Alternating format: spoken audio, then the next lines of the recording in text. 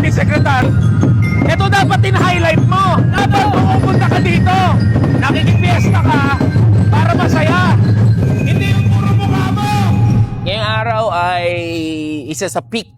Ito yung peak ng ati-atihan. So magsasama-sama na lahat ng mga tribo. Lahat ng sumali sa contest. Basta lahat ng tribo-tribo, lahat ng grupo, magko-converge na yan. So kino-consider to na ano, wild part of ati-atihan. So makikita nyo yan mga boss, gaano ka-wild.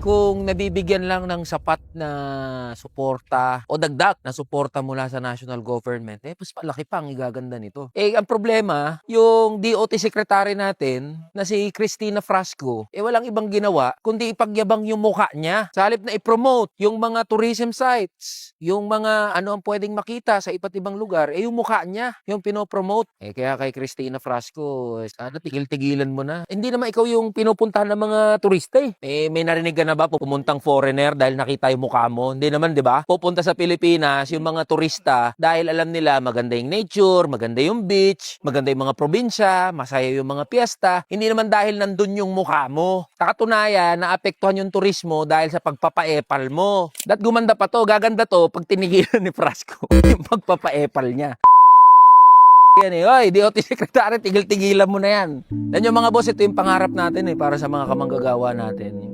Makaya na makapasyal, makapunta sa ganitong kaganda ng mga lugar. Yung problema, baba ng sahod, tas provincial rate pa. Ano makakapasyal? Kaya yung dahilan ba tayo lumalaban para mabuwag na yung walang kwentang provincial rate na yan at maipatupad yung living wage. Tara na, kamanggagawa.